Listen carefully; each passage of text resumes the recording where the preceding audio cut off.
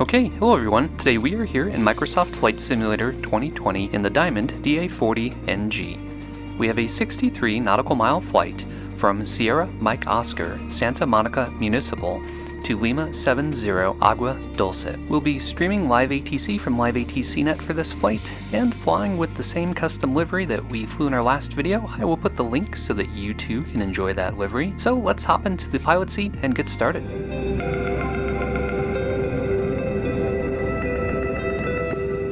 Alright, as we run through the startup checklist, we'll cover the flight brief. So we have some complex airspaces to manage, along with some mountains and altitudes to work around. We are taking off from Santa Monica, which is in a Class Delta airspace, so we'll need to talk to ground and tower to get out of here. Santa Monica is underneath the LAX Bravo. The shelf that we are underneath starts at 5,000 and goes up to 10,000, so we'll want to remain under 5,000 to avoid asking for a Bravo transition. Just to the north of us is Burbank, which is in Class Charlie airspace, and there are deltas embedded within. So we've got a lot of airspaces to manage. We've got mountains right along the shore here, and mountains to the northwest where we'll be flying. So it gives us a bit of a complex flight path. If you go to Santa Monica Municipal Airport's website, you can read the actual VFR departure procedures for aircraft. So we'll be taking off on runway 21, and when taking off from 21, we need to overfly the Santa Monica RCO, turn 10 degrees at it, overfly the golf course, and then fly heading 225 until we're out at the shoreline. And then from there, we're going to pick up several waypoints. We're going to turn north at a GPS waypoint, which is Papa Lima Tango Foxtrot Mike. That will keep us from entering the surface to 10,000 shelf of LAX's Bravo. We're going to climb to our cruising altitude of 4,500 to clear the mountains and head to the Warner waypoint, which is west of Burbank. That will keep us out of the Class Charlie airspace. Then once we get there, we're going to intercept the 296 radial from Fillmore, VOR, and fly to Fillmore.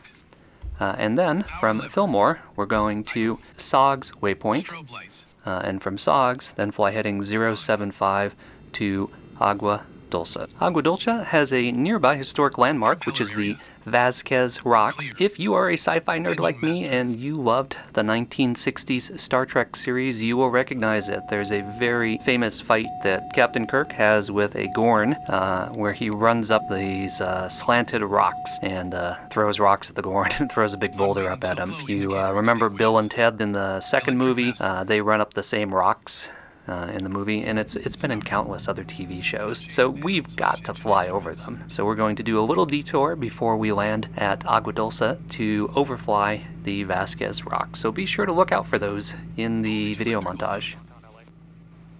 Santa Monica ground, Diamond 359 Golf Charlie, east ramp near Bravo, northwest departure at 4,500, taxi with Kilo. Taxi runway 21 via Bravo 5, November 359 Golf Charlie.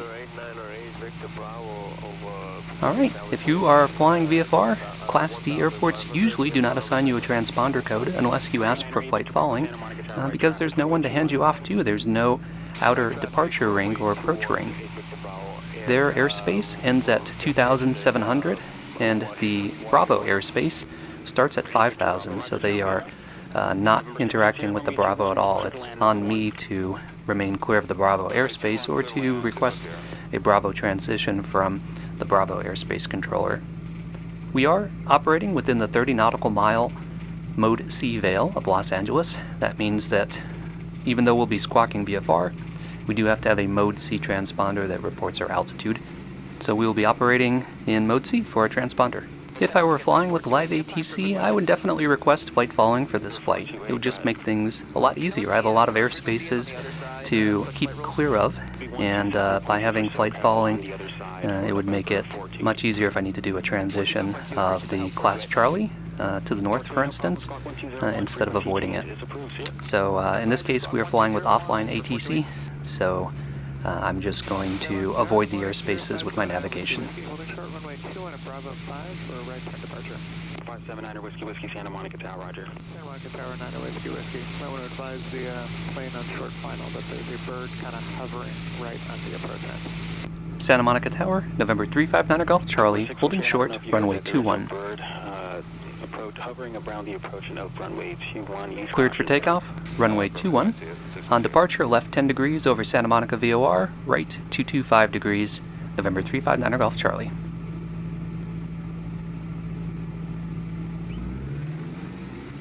November 9er Whiskey, thanks for the heads up, runway 21 live and wait, traffic north downwind A Cherokee. 21 minus going, 9er Whiskey, no problem at all. This is the modded DA40NG that I'm flying with. It has many flight characteristic improvements, along with front wheel, which is no longer free-cast steering, which helps a lot with steering that I enjoy. I've been flying with the modded G1000. I took that back out because it was a little bit wonky for me, so we are back at base for that. Alright, coming up on 70 and rotate. 61 Sierra going ground, good day.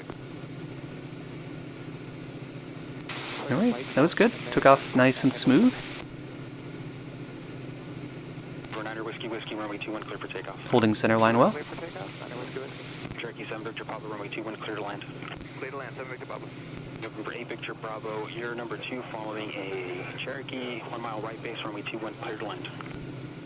Okay, we cleared the VOR. We're going to turn heading 225. Santa Monica Tower, squawk 0264, Santa Monica altimeter 2993, use caution for parasail. Coming up on our waypoint. Now we're going to turn north. November 8 Victor Bravo, yeah, we can see that. Thanks for that.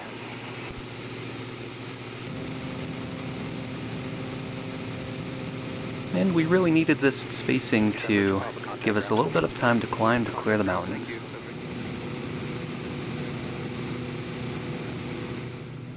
Okay, we're on course. Let's sit back and enjoy that awesome scenery.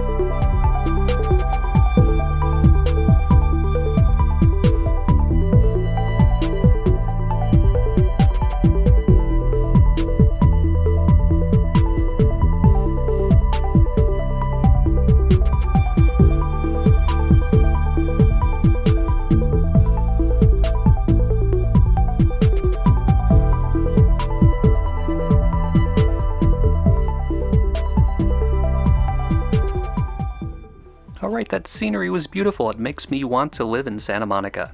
It was a real challenge landing at Agua Dulce. I came in pretty high and fast, and it wasn't the best landing, but I'll get better at it. So if you enjoy content like this, click that like button, hit subscribe, and leave a comment. Thanks as always for flying along with me, and stay tuned for further flight adventures.